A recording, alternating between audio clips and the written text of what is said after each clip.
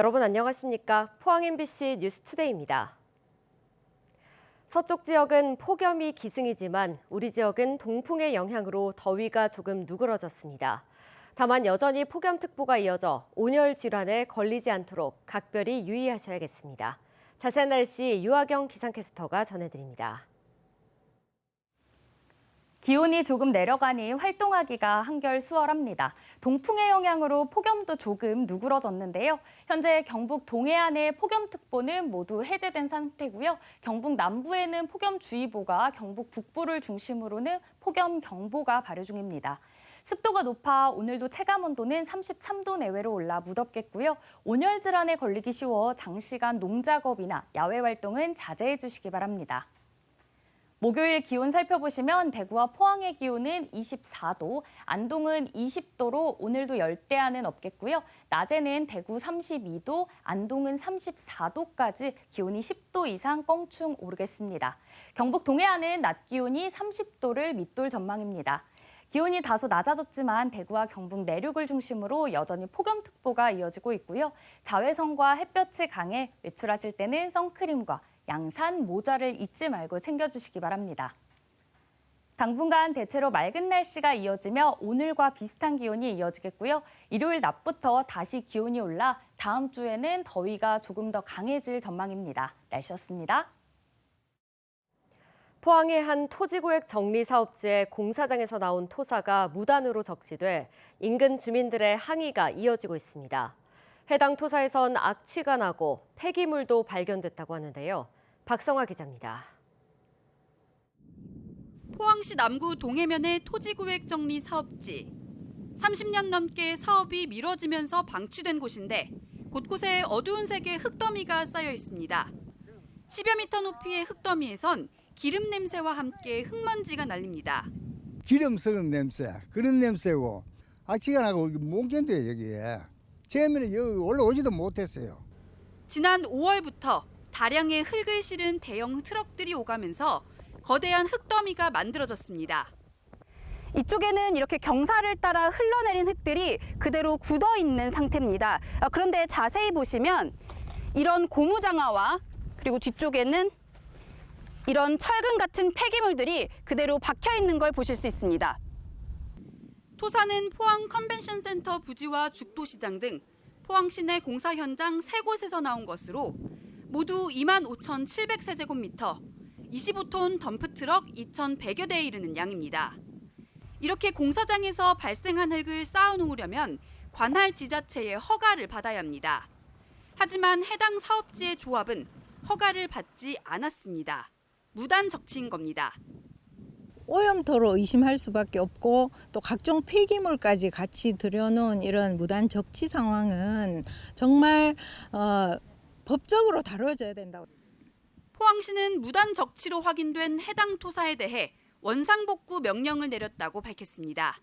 사토 반입이 확인된 7월 4일 바로 동해지구조합에 선제적으로 원상복구 명령을 먼저 내렸습니다. 그리고 향후 문제점이 확인되면은 저희가 강력하게 조치를 하겠습니다. 조합 측은 쌓아둔 흙은 기준을 통과한 토사이며 폐기물이 섞여 있는 일부 폐토사는 임시 적치라 빠른 시일 안에 옮길 예정이라고 밝혔습니다. MBC 뉴스 박성화입니다. 지난 3월 초대형 산불로 피해를 본 영덕 제2농공단지와 안동 나무농공단지가 중소기업 특별지원 지역으로 지정됐습니다. 이에 따라 2개 농공단지 입주기업 53곳과 새로 입주할 기업은 제한 경쟁 입찰과 수의 계약을 통해 공공 입찰에 먼저 참여할 수 있고 중소기업 기술 개발 지원과 산업 기능 요원 지원, 컨설팅 등 다양한 지원을 2년간 받게 됩니다. 40도 가까운 폭염 한낮에 구미 건설 현장에서 일하다 숨진 20대 외국인 노동자 소식 전해드렸는데요. 그런데 이 외국인 노동자는 미등록 이주민 신분이어서 안전 사각지대에 놓여 있었던 것으로 드러났습니다. 노동당국은 이들에 대해 뾰족한 대책을 마련하지 못하고 있습니다. 손은민 기자가 취재했습니다. 구미 아파트 건설 현장에서 23살 외국인 노동자가 숨진 채 발견됐을 때 한국인 노동자는 없었습니다.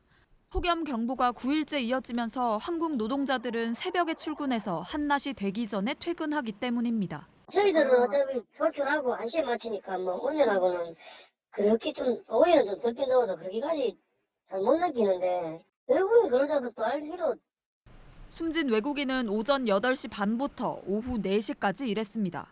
볕이 가장 강했던 오후 1시부터 3시 사이에도 작업 중단 없이 계속 일한 걸로 파악됐습니다.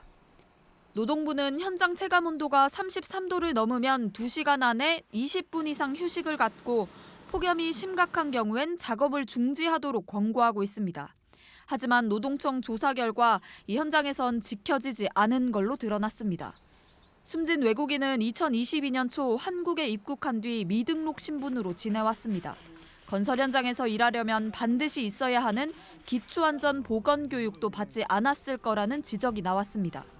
안전교육조차 받지 못하고 언어가 통하지 않아 여러 목수기에 식염포도 등을 복용해야 되는지도 모르고 건설 현장의 위험 요소에 자신을 방어할 권리를 몰랐을 것입니다. 취업 자격 없는 외국인이라 해서 사람이 아니라 개처럼 일해야 합니까? 건설노조에 따르면 사고가 난 현장엔 100명 넘는 미등록 외국인 노동자가 일하고 있습니다. 노동당국은 안전교육을 받지 않은 노동자를 적발해 해당 사업장에 과태료를 부과하기도 했습니다. 건설 현장마다 안전 사각지대에 놓인 미등록 외국인을 고용하고 있지만 노동당국은 뾰족한 대책 마련을 하지 못하고 있습니다. MBC 뉴스 손은민입니다. 역대급 짧은 장마와 이어지는 폭염으로 논밭이 바짝 타들어가고 있습니다. 이번 장마 기간 경북 북부 지역에 내린 강수량은 평년의 4분의 1도 채 되지 않을 만큼 적었는데요. 앞으로도 뚜렷한 비 소식이 없어 가뭄 피해는 갈수록 커질 것으로 우려됩니다. 김경철 기자의 보도입니다. 뜨겁게 내리쬐는 뙤약볕에 고추잎이 힘없이 말라 비틀어졌습니다. 고추는 다 자라지 못한 채 일찍이 생장을 멈췄고 병든 고추도 부지기수입니다. 지금 수확 시기가 한 달 있으면 수확을 돼야 되는데 지금 보다시피 고추가 지금 뭐 바닥에 완전 붙어 있는 상태가 된 상태고 너무 가물어서 생육이 한 여기보다 한 2배 이상이 커야 되는 거. 지난 3월 초대형 산불로 바로 옆 사과밭을 모조리 잃은 뒤 고추라도 수확해보려 심었지만 이번엔 날씨가 도와주지 않습니다. 고추밭에 물을 주던 호스입니다. 지난 대형 산불로 이 관수 시설이 모두 불타는 바람에 지금은 물을 주고 싶어도 줄 수 없는 상황입니다. 댐과 저수지의 저수율도 연일 낮아지고 있습니다.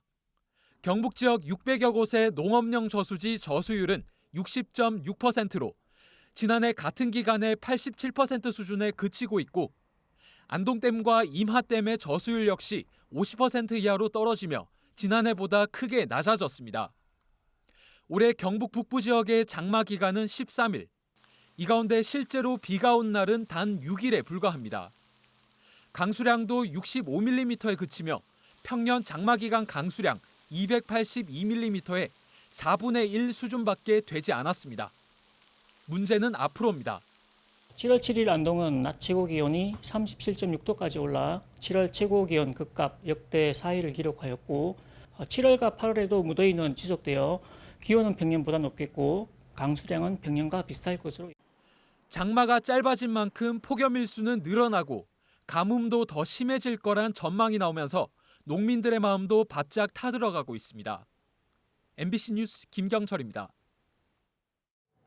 준하경 경주시장은 민선 8기 3주년을 맞아 2025 에이펙 정상회의는 경주가 세계 속의 도시로 도약할 절호의 기회라며 회의 준비에 만전을 기하겠다고 밝혔습니다. 또 지난 7년 동안 예산 2조 원 시대 진입, 첨단 산업 기반 구축, 연간 4,700만 명 관광객 유치 등 많은 성과를 거뒀다고 밝혔습니다.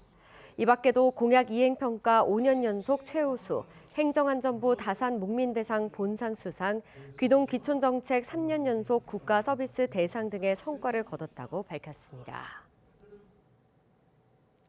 포항시는 어제 블루밸리 국가산업단지에 공장을 지을 예정인 철강기업 4개사와 모두 290억 원 규모의 투자 양해각서를 체결했습니다.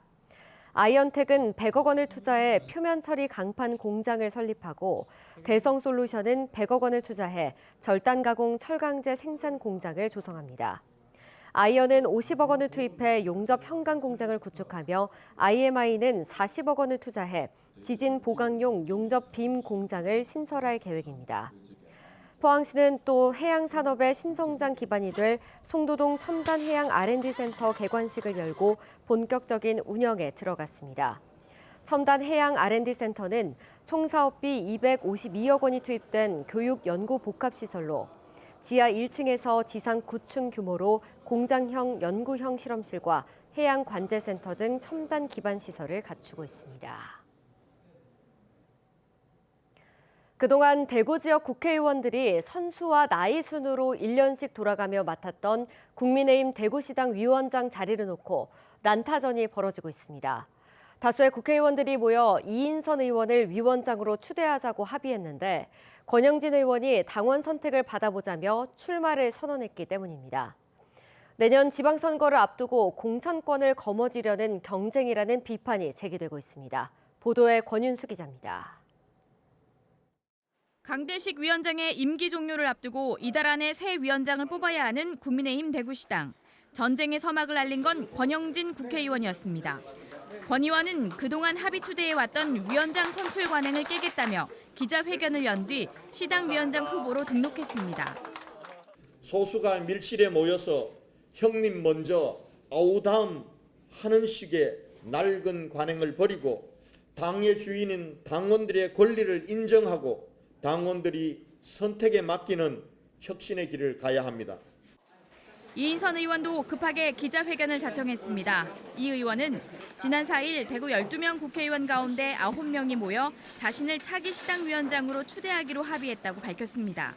이 의원은 권 의원이 합의 추대 결과를 따르기로 해놓고 입장을 뒤집었다면서 시당의 혼란과 분열을 자초하고 있다고 비판했습니다. 그러면서 권 의원의 대구시장 시절 행정을 부정적으로 평가했고 시당 위원장은 대구시장처럼 행정을 펼치는 자리는 아니라고 꼬집었습니다. 통합신공항 이전 갈등을 둘러싼 혼란, 특히 지역의 아파트 공급 과잉으로 인한 주택시장 불안정 조성 등 이 모두가 부족한 행정 리더십과 정치 판단 실패에서 비롯된 대가였습니다. 이렇게 난타전이 벌어지는 건 시당 위원장이 내년 지방선거 공천 영향력을 행사할 수 있는 자리이기 때문입니다. 공천관리위원회가 꾸려지지만 공천관리위원을 뽑는 것도 위원장의 영향이 미치지 않겠냐는 분석입니다. 특히 국민의힘의 경우 공천이 곧 당선이라는 인식이 강한 대구에선 공천을 받기 위해 많은 지방선거 후보들이 위원장에 줄 서기를 할 것이라는 관측이 나옵니다.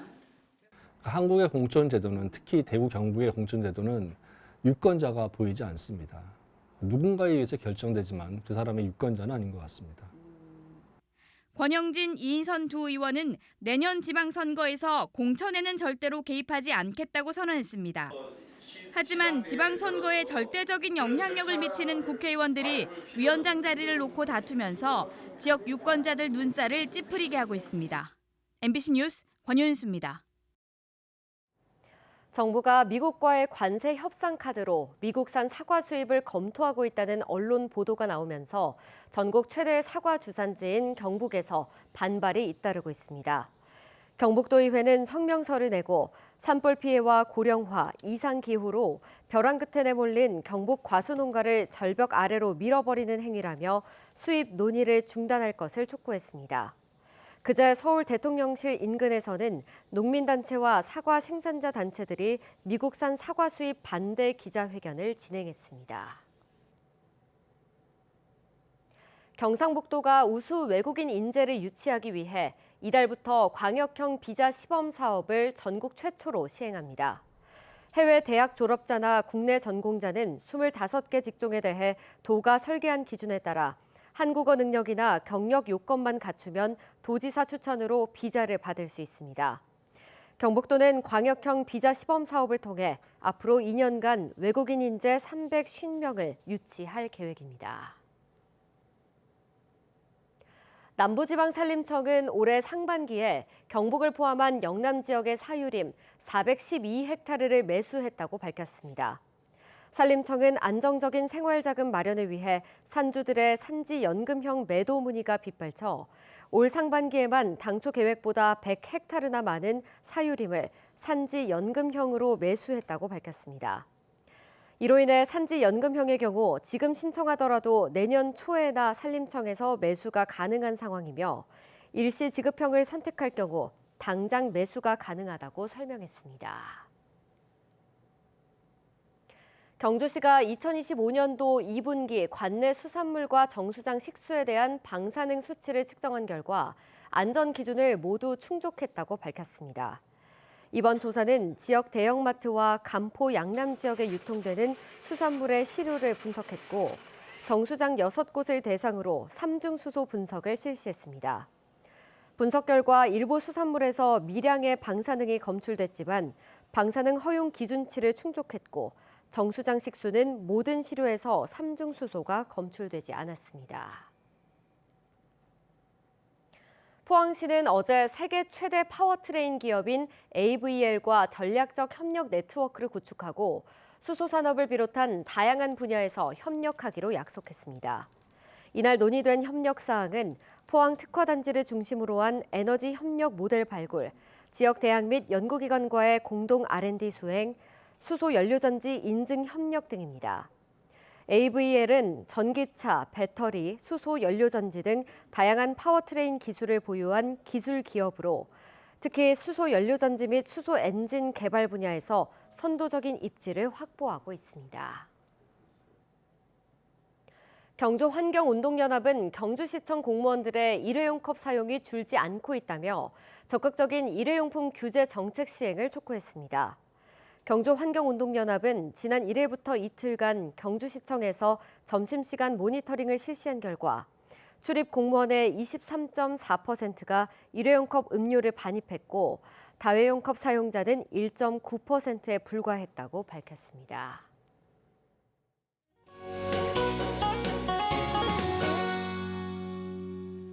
기온이 조금 내려가니 활동하기가 한결 수월합니다. 동풍의 영향으로 폭염도 조금 누그러졌는데요. 현재 경북 동해안의 폭염특보는 모두 해제된 상태고요. 경북 남부는 폭염주의보가, 경북 북부에는 폭염경보가 발효 중입니다.